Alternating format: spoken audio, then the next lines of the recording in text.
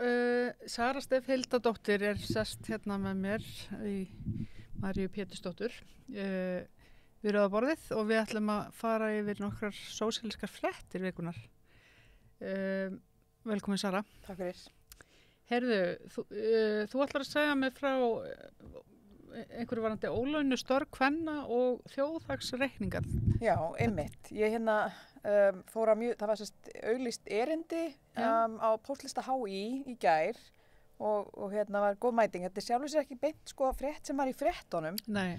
En þetta alltaf frétt. Já, þetta feminísk frétt sem bara á erindi alltaf. Eins og margar femíniska fréttir á við alla daga, því miður.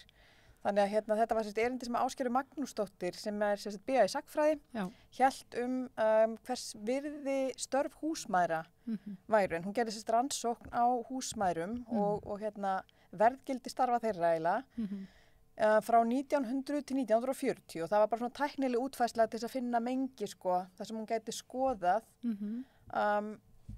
hvers virði störf húsmæðra á Íslandi á þessu tímabili væru bara með alls konar útreikningum. Þetta er svo rosalega forvitnilegt tímabil í sögunni líka því þarna það að svona byrja að myndast svona einhver verkalýðshreyfing og velferðarkerfi og eitthvað svoleiðis en ekki orðið svona up and running beint. Nei, einmitt. Og þarna líka störf húsmæðra og hún þarf náttúrulega í þessari rannsókn þarf hann að skilgreina hugtakið húsmóðir og það hún notar skilgreininguna, hún hefði getað nota miklu breiðar í hóp kvenna en til þess að fá sem svona nákvæmasta niðurstöðu og geta reikna dæmið, þá þurfti hún að skilgreina þetta svona frekar stíft og þá það gift kona og þær voru alltaf á framfæri einmanna sinna á þessum tíma en þær þrátt fyrir að vera giftar og að sjá öll heimilistörf sem voru þá allt frá bara því að vera barnauppeldi, saumaskapur, þvottar, matagerð og allt þetta. Stundum voru náttúrulega svona velgiftar konur svo kallar, jafnvel bara með fólk sem svona stúlkur sem hjálpuðu til á heimilinu og þá þurftu að vera verkstýra þeim náttúrulega. Og að þær það var ekki talið þeim til tekna einu sinni á þessum tíma og þannig að þegar hún notar manntöl og einhverju svokallar hagskýrslur, þetta var mjög skemmtilegt, nú ég ekki hagfræðingur en það voru mættir hagfræðingar að hlusta og náttúrulega sagfræðingar og einhverju kynjafræðingar og svo voru við örfáður svona almúi en þannig að hún gat notað sorteringuna, giftar konur og þær voru skilgreindar þá sem hans kona, konan hans eða húsmóðir í þessum manntölum og þessum listum sem hún notaði til að byggja undir. Og megin punkturinn í þessu hjá henni var að þessi ólaunuðu heimilistörf, þau hafa komið til tals, komst ég að miklu fyrr en ég átti von á.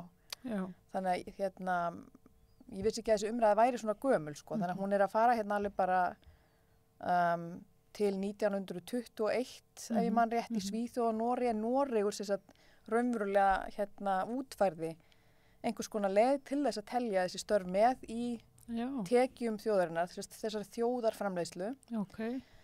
En þá var það náttúrulega skjön við hinlöndin og það svo rosalega áhugavert. Það var ekki hægt að bera saman. Nei. Og það nefnilega málið að Hættu þeir því þá? Þeir hættu því. Þeir hættu því, í staðin fyrir að hinlöndin hefðu átt að taka þetta upp. Í rauninni. Og hún tala til dæmis í Noregi, gott dæmi sem hún tók sérstaklega bara fram í erindinu í gær, hvernig áhrif þetta hefur. Ef þú tekur metur ólaunuðu störfin, bara til fjár, að þá kemur fram í Noregi, að þá jókst verglandsframleiðsla 84%. 84% frá 1972 til 1990. En ef að ólaunuðu heimilistörf, þannig telja þeir fram þessa landsframleiðslu, en síðan kemur núna það sem liggur þarna baki, ef að ólaunuðu heimilistörfin hefði verið reiknuð með, þá hefði vöxturinn verið bara 66%. En það sem að gerast þarna 72 til 90 að konur að fara út á vinnumarkaðinn. Þannig allt í einu þær komnar út á hins svokallaða markað. Það sem svo auðvelt að skilgreina vöru og keypta þjónustu og eitthvað. Og þá það talið til hagvaxtarins, en ef þú leggur síðan reiknistæmið ólaunuð, þinn klassísku ólaunuðu störf með, þá lækkar línan. Þannig að mér var einmitt hugsað til Elísabetar Jökuls, manstu, þegar hún fór í forsetaframboð með línuna, alltaf bara færa línuna. En þetta, ég gat ekki betur heyrt á þessu erindi í gær, af því það virtist vera að þetta dæmi lýsir því sem gerist. Ef þú ætlar að taka ólaunuðu störfin með, þá lækkar landsframleiðslan og að því þetta ekki sambærilegt á milli landa, þannig að til dæmis sunnan við miðbaug, ef það mjög stór hluti kvenna sem vinnur ólaunuð störf, þá bara koksar reiknistæmi kallana einhvern veginn, skilurðu, og hagvöxturinn fer bara alveg pínlítill. Þetta mjög athyglisvert og ég hugsa nú, það hefði nú verið mjög hressandi ef að maður hefði séð þetta tekið inn og þess vegna í dag, vegna þess að við erum alltaf að tala um þriðju vaktina og hvað innifælið í henni og það væri bara svo ofboðslega forvitnilegt að sjá hversu stór hluti þessi þriðja vakt. Akkurat, já, þriðja og fjórða vaktin. Og jafnvel fjórða vaktin. En það sem líka áhugavert. Það líka, ég ætla bara að skjóta því inn, sko, núna þegar við erum að tala um Ísland sem þetta mikla feminista ríki hérna í norðri, að við ættum að Katrín Jakobsdóttir ætti náttúrulega bara að taka eitthvað svona róttækt mál upp og koma því á koppin á meðan hún hefur tækifæri kannski til en ég veit ekki, hún gerir það kannski valla með Sjálfstæðisflokknum. Það var nú samt eitt hana, sko eitthvað gamall og gildur hagfræðingur sem ég kann ekki að nefna því miður og hann satt fyrir fram að ég sá bara baksupin á honum. En hann sagði mér þetta, hann sagði að það ekkert í fyrirstöðu að Ísland bara taki þetta upp á sínu eigin frumkvæði og reiknið þetta inn og svo fór hann í málalengingar hafa þau áhrif á önnur lönd fyrst kannski bara henni kring Norrlöndunum fær gera slíkt í sama og svo smitist þetta bara smám saman út heim. Það þarf einhver að byrja. Akkurat, því það sem hún raunverulega Ásgerður var að benda á með þessu lokaverkefni sínu var að það sem gerist þegar þú tekur þetta ekki með að burt sér frá öllum þessum útreikningum að þá ertu að útiloka raunveruleika kvenna úr reiknistæminu. En það sem ég vissi heldur ekki var að þessar þjóðhagsreikningar og módelin á bakvið eða líkanið á bakvið það er svona hipsum hapsum hvenær það er endurnýjað og það gerist eitthvað í gegnum til dæmis Sameinuðu þjóðirnar. Það var hérna endurnýjað 93 og þá var gerð eitthvað tilraun til að taka inn ólaunustörf kvenna sem var síðan horfið frá. Svo var það 2008 síðast endurnýjað þetta líkan og nú á að endurnýjað það sagði hún 2025 og hún var búin að kynna sér þessa sögu líka. Og hún sagði sérst frá því að hún ætti ekki vona á því að þetta yrði tekið með sem hluti af aðal reiknis upplegginu frekar en 2008 eða 93 vegna þess að þetta væri núna alltaf sett inn og þetta er bara alveg kostulegt náttúrulega. Þetta er alltaf sett með sem eitthvað svona viðauki, þú veist, eitthvað svona afgangsstærð, eitthvað í sérskjali. Þetta er alveg kostulegt.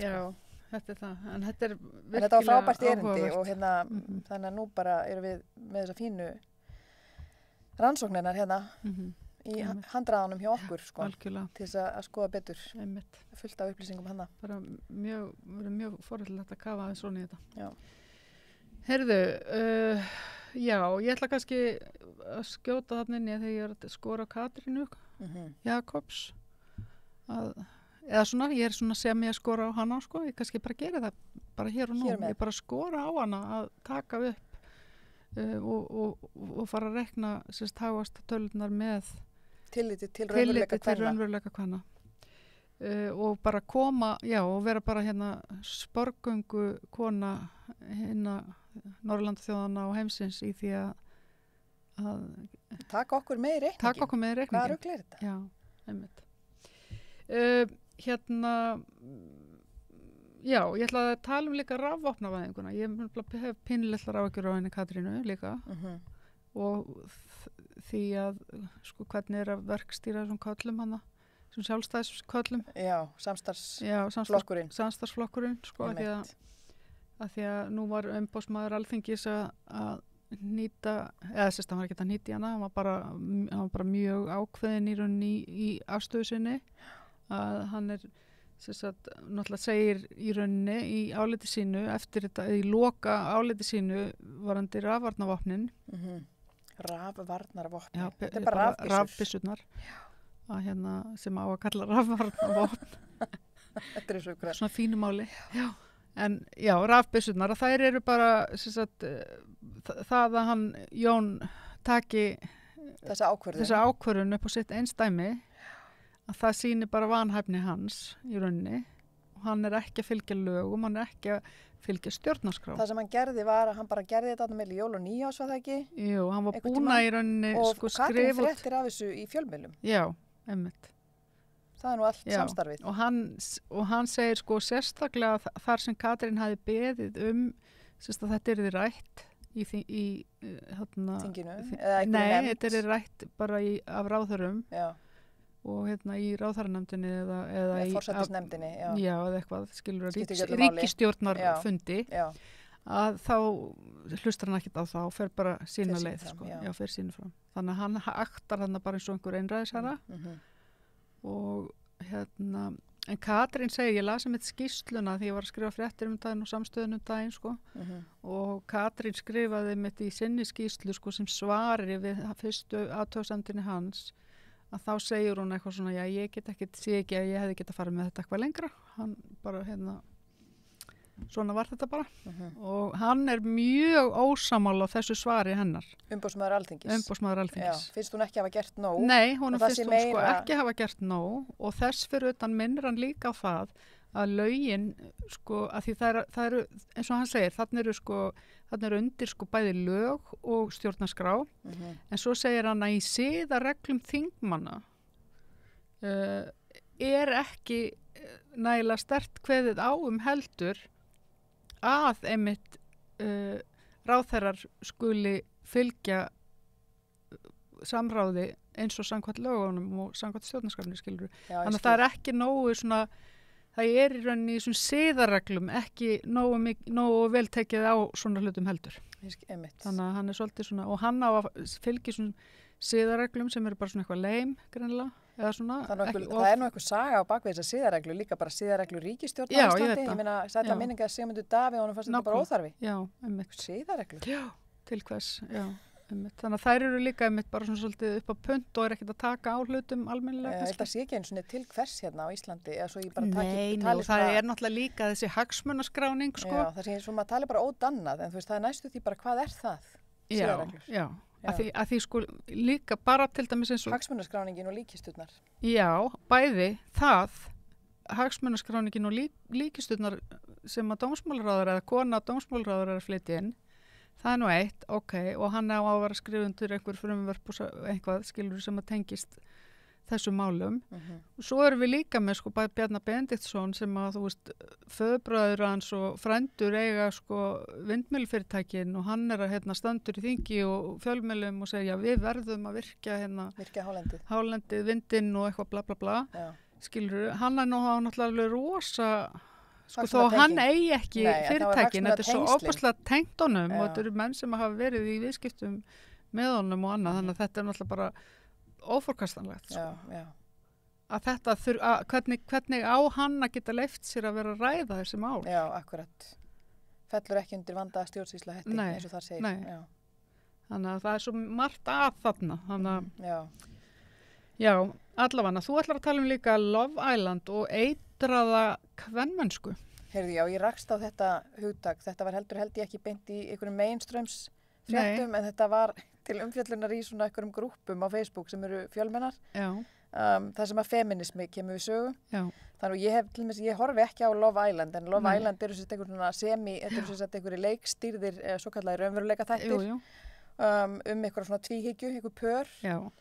Og ásakanir toxic femininity eða eitrað kvenmennsku komu upp, skilst mér, í síðasta þætti.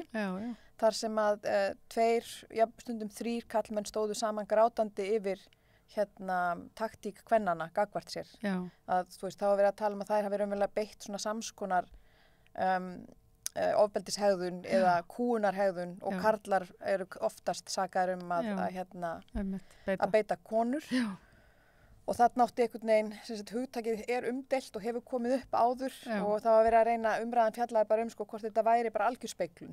Já. Þú veist, á því að konur væru bara raunverulega þá að stíga eins og inn í hið blessaða stigveldi sko og bara haga sér eins og kallarnir.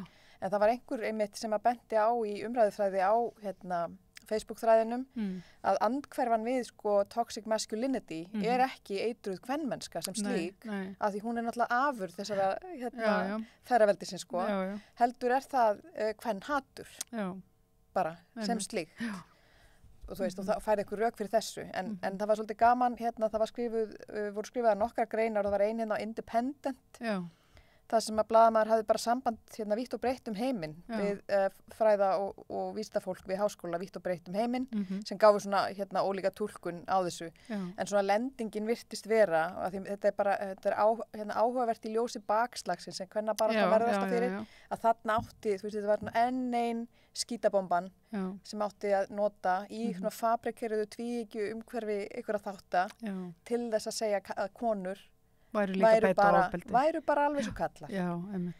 Þannig að þetta var góð umræða sko. Já, ég verð að segja samt sko eitt sko þó að ég var kannski ekki vinsæl fyrir að segja það sko í þessu samhengi. Þú kannski skamma mig. Nei, ég segi svona. Að ég nefnilega horfði á eitt þátt þarna daginn. Af Love Island? Af Love Island og það var algjörlega óvart. Ég var að vinna eitthvað á tölvuna og ég kveikja sjónvarpinu að ég þarf ofta að hafa eitthvað margt í gangi. Já. Og yngsta barnið mitt sem sagt kemur inn í stofu og sest og fer eitthvað að gera sinni tölvu og lítur svo sjónvarp og fer að heyra eitthvað sko eitthvað svona og lítur svo sjónvarp og segir bara mamma á hvað ert þú eiginlega að horfa mjög hneyksla sko og ég segi bara þetta er eitthvað Love Island ég ákvað bara að leyfis að vera ég hafði verið þegar það var einhver annar þáttur sem var áhugaverður undan sko sem ég var að horfa þá þannig svo bara byrjar þetta að rúlla sko og ég bara eitthvað og nema hvað að ég fer eitthvað svona gamni bara eitthvað að fylgjast með þessu í smá stund og að fylgjast með þess að einmitt kvennahópnum og kallahópnum og eitthvað svona og hvað er að ske og eitthvað svona og konurnar voru sagt, mjög svona cool gagvart því að þær væru í raunveruleika þætti og það væri ekkit endilega þú veist, þetta væri raunveruleika þáttur, skilur þær voru eitthvað mjög meðvitaðar hvað væri að gerast, sko. En kallarnir sem voru að taka þannig að dæmi af einmitt, voru rosalega svona, hvað ég segja? Viðkvæmir. Já. Er þetta ekki bara umræddur þáttur? Kannski er þetta bara umræddur þáttur. En ég meina, sko, ég gafst upp á að horfa á trailerinn sem ég reyndi að horfa á, en ég meina, þetta er náttúrulega ekki raunveruleika þáttur. Nei, veistu hvað ég hugsaði? Reality TV hefur bara mist raunverulega gildi sitt. Auðvitað er þetta ekki raunveruleika þáttur.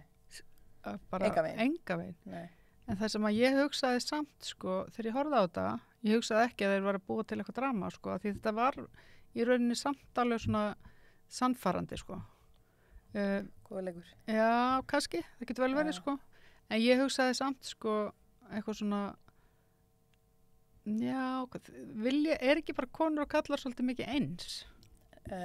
Réttasvarið er nei ég vissi það var það sem flög í gegnum huga minn þarna, ég hugsaði bara þetta er bara, stundum eru það þeir og stundum eru það þær þú veist, með eitthvað svona bara vilja bara finna ástina, skilur ég held að þar séum við bara dálítið eins byrjaði nú ekki að tala ástina er það ekki? Nei, segðu, ok taktu þetta tökum annað þátt í það ástin, sko já en þetta er ekki þannig. Þetta er ekki þannig. Nei, þetta er ekki þannig. Við þurfum lengri tíma fyrir þetta. Við þurfum lengri tíma fyrir þetta. Þú verður að taka með beini fyrir þetta. Er það ekki? Þetta var gott þú sagðir frá þessu bara. Og nefndir þetta við mig. Já, ég var náttúrulega bara í sækleysi mínu að horfa á hana þátt, sko. Ég vissi ekki að það hefði orðið eitthvað debate. Ertu viss maður að vera þessi þáttur? Það var örugglega þessi þáttur, sko. Þetta var bara nýlega. Ok. Já. Ég þarf kannski bara að fara inn á þessar síður þannig til þess að vita, láta túlka fyrir mig. Það sem er að gerast. Já, og þetta, alltaf að tjekka á review-onum og kritík, já. Oh my god, já. Mér fannst þetta ekki samt ástæða til þess að, þú veist, ég fór ekkert á Facebook og sagði eitthvað. Nei, mér fannst bara gaman, sko. Konur kallar eru bara eins. Já, mér finnst að ég vinn með yngra fólki og þau hefa sum verið að horfa á þess að þætti mitt, svona alveg upphátt, sko, í matatímum að segja frá einhverju drama. Þannig að mér varst bara gott raunverulega að sjá í þessa umræðu, þú veist, að þetta hugtak, þetta hefur verið, þetta er ekki að koma upp fyrst núna, en þetta er hugtak sem hefur verið reynt að beita til þess að sýna fram að það sem að þú varst að segja væri mögulega bara málið, að þú veist, konur, en þá ertu raunverulega, þurfum við að fara svo á dýptina. Því ég er alltaf svolítið þannig samt, Sara, að mér finnst í rauninni, sko, í rauninni í grunninn eru kallar og konur eins, nema við erum bara bæði fórnarlömb feðraveldisins og þess vegna öktum við svo oft ólíkt. Skilur hvað við? Possibly, já, mögulega ertu með þannig útfæslu þannig. Það er þannig sem að ég horfi á það. Já, en ég skil ekki, þú veist hvernig að hjálpar umræðun að segja að við séum eins þegar við erum ólík á forsendum sama feðraveldis. Við erum bara hegð okkur ólíkt af því að við erum það búið að mata okkur á þessu feðraveldi. Þannig að þess vegna virkar ekki hugtakið eitruð kvenmennska sem andstæða eða andhverfa eitrara kallmennsku. En mér fannst heldur ekkit að því sem að þær voru að gera. Ég upplifði það ekki. Nei, maður getur náttúrulega, það er eiginlega ómögulegt að horfa á svona stór hugtök á einhverju svona persónulegu level, sko. Maður verður einhvern veginn alltaf að summa þess út og horfa yfir. Já, ég ætla bara að skrá mér þessar grúpur og láta útskýra þetta fyrir mig. Já, sjá, það er mjög, þetta er svo eldklárt fólk þarna í þessum grúpum sem er að kommenta, sko. Já, þetta er bara forundilegt líka því að maður sér bara eitthvað og svo í sakleysisvínu, sko. Já, mikið var hún eitthvað vond við hann. Já, hvað er hún svona vond við hann? Nei. Akkur brosir hún ekki meira? Heyrðu, allavega, við ætlum að tala sósíalista í borginni. Já, einmitt, þau hafa verið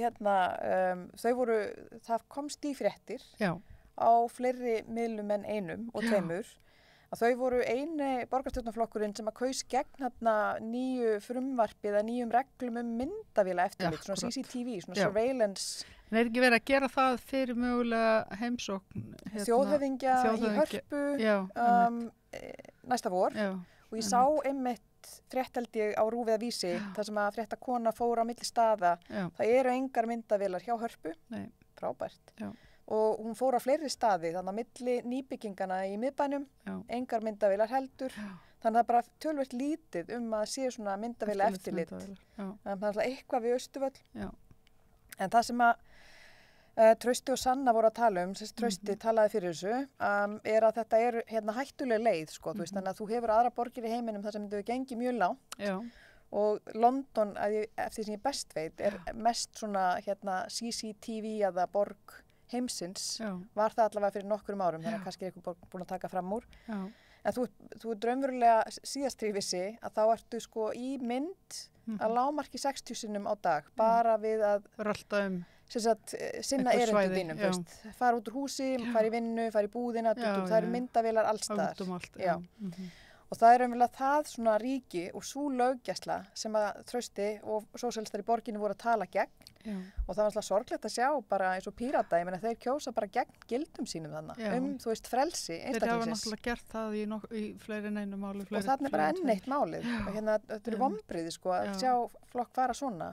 Í þessu svona, þetta eru svona krúsjál grundvalla mannréttindi að geta gengið borgina og strokið frjálstöfuð, eins og svo segir.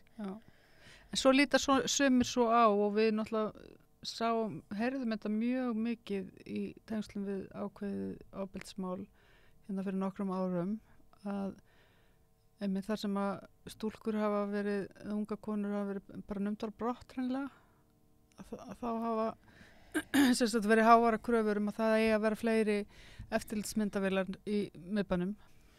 Já, á þessum svæðum. Ég meina, einhverju myndi nú kalla það, þú veist, vitlausan enda, þú veist, að þú leysir ekki svoleiðis grundvallar ofbeldis menningu með því að fylgjast með á mynd, eða sko það er ekki lausn. Nei, þá ertu líka í rauninni, þú ert í rauninni ekki komið með lausn á málinu, þú ert svo sem bara komið með lausn á sko vandamálinu og kannski að þá samþykja að þetta sé orðið leysanlegt vandamál. Akkurat, já. Þannig að krafan eins og Trausti og sósíalistar í borginni voru að benda og krafan hlýtur alltaf að vera svo að við búum í samfélagi sem byggir á jöfnuði og ekki á ofbeldi sem að kalla á það. En í London og þar sem þetta er gert, sko, þar sem þú lappar ekki fólk hefur líka verið að setja einhverja avatara í tölvuna. Ég tók eftir bara áramótin sko og ég talaði nú við vinkonu sem að þekkja kannski betur til í þessu í kringum það mál allt og fór að lesa einhverja greinar. En það voru mjög margir sem að fengu sér svona, það voru alltaf flottir svona avatarar, þú veist, þú gast upplóta nokkrum myndum og þá útbjúkuðu fyrir þig, það er alls konar skuggahlýðir á þessu, en þú fjast mjög flottar ef fólk bara setja þetta í prófíl hjá sér, teikningar raunverulega af þér. En það sem þú gerir með þessu, kemur í ljós að þú lest náttúrulega ekki smáaletri og þú ert mögulega þá búin að sko samþykkja verið inn í einhverju gagnabanka. Já, þú ert búin að samþykkja fyrirtækið sem að býr til avatarinn fyrir þig, eigi þá þessi hnit á andlitin á þér, sem sagt andlitsmyndirnar og þau geta mögulega búið til varning bara þessi vöruvæðing neysluhyggjunnar í kapitalismannum, selt þá vöru áfram til þriðja aðila. Það kom fram sem sagt í þessum rannsóknum blaðamanna hjá Wired og fleirum sem voru að skoða þetta, að þá ertu búin að samþykkja það að þetta verði selt áfram til þriðja aðila. Og þá þessi þriðjaðali mögulega til dæmis eitthvað fyrirtæki sem að sér Lundunaborg fyrir gagnagrunnum af andlitum og þá gætir þú, eða þú veist, ég bjó nú til þess að sögu, en ég meina, gæti það mögulega komið upp, sérstaklega þú ert dökk á hörund, því þetta er reynst hörundstökku fólki mjög erfitt, þessi myndavélatekni, að því að hún tekur betur upp hvítandlit en dekkri, að því að hönnurnir er náttúrulega hvítir og allt þetta. Og það þau hafa lent í vandræðum og verið handtekinn fyrir að vera einhver beinlínis og þannig að til dæmis fjallarsaktivismi sumra þeirra sem að búa í London og búa bara við þetta daglega það að setja á sig hettu til þess að vera ekki í mynd en þá bara raunverulega lögreglan komin líka á stéttina og þá getur þú lent í því að vera bara handtekinn ekki handtekinn kannski en stoppuð fyrir að vera með hettu að leyfa ekki myndatökuna og þannig að þú veist, þetta hefur bara miklu alvarlegri afleiðingar en fólk er að gera sér grein fyrir líka þessi avatartækni að gefa svona persónu upplýsingar. Og rökin hjá borgarfulltrúum voru að setja þetta upp á Íslandi væri að því að það væri svo mikið á mótmælum. Já, það voru að þessi tvenn rök sko, það væri þessi fundur þjóðarleiðtoga og svo það væri til þess að geta einmitt fylgst með hörðum mótmælum. Til hvers? Hvenær eru hörð mótmæli á Íslandi? Fyrir utan það sko, hvenær eru hörð mótmæli á Íslandi? Og hvenær eru bara mótmæli, það er líka sem Trausti var að tala um að þetta væri bara grundvallar réttur okkar að mega mótmæla. Nákvæmlega, það er það sem ég ætla að segja sko líka, og eins og í búsáhaldabyltingunni þegar var ákveðin lögreglu, yfirlögregluþjónn að sko njóstna ákveðið fólk, að það var náttúrulega því var mjög mikið mótmælt og þannig er í rauninni borgarfulltrúar að segja að við þurfum að eiga möguleika á því hörðum mótmælum. Já, við þurfum að geta summað inn. Þannig að þetta er náttúrulega ekki í lagi. Nei, bara enga megin. Þannig að það voru vonbrigði að sjá ekki fleiri kjósa gegn þessu. Já, einmitt. Á þessum forsendum sko. Heyrðu, ég ætla að tala að öfgar voru að skila inn umsögn við frumvarp hækkun á lögræðisaldri. Hækkun á ég veit ekki hvað er þetta að kalla þetta. Hérna vísir talað kynferðislegan lágmarksaldur. Kynferðislegan lágmarksaldur, já. Að það er, það styðja það, þetta verður hækkað í 15 ára, fullorðin manneskja má sofa hjá 15 ára barni í dag á þess að fá dóm og þá hækka það upp í 18 ára og þær eru mjög fegnar því. Það styðja það. Það styðja það, en það er ekki allir sammála þessu sko og það meðal annars var viðtali í 13 daginn við sko aðstoða ríkissaksóknara sem var í rauninni að hallmæla því að það. Já, hún vildi meina að það væri ykkur önnur svona lagaleg meðul til sem að gerði fyrir það að börn lendi í þessum aðstæðum. En það eru einmitt að benda á það að sko það eru, þú veist, til dæmis lög sem að varða klámfengi myndefni og myndatökur og annað þar sem að þú þarft að vera 18 ára en á sama tíma má fullorðin sofa hjá þér 15 ára, skilu, þetta stangast svo á. Þannig, já, þú mátt ekki vera myndefnið en samt má fullorðin einstaklingur hafa þig sem viðfang, kynferðislegt viðfang. Já, einmitt. Akkurat. Þannig að þetta skýtur svolítið skokku við. Já, en það voru ekki öfgar líka sem voru að hlæja að því að mótbárur við að hækka þennan aldur væri líka svolítið afhjúpandi fyrir karlkynið. Jú. Sem sýndu þú veist, sýndur umverulega inn í þessa menningu sem vill bara hafa unga stúlkur að kynferðislegu viðfangi og eiga möguleikan á því. Já. Veist, sem svona þessi grundvallar. Já. En ég ræddi einmitt við 2 meðlimi öfga á hann 8. mars og þær voru einmitt að tala um þetta, þessar hluti líka þar og ég bara hvet fólk til að kíkja á það viðtala. Það var mjög gaman að tala við þar, forvitnilegt að vita hvað þær eru að bardúsa eins og eitthvað svona. Já, ég sá það einmitt, það var mjög gott. Einmitt. Já.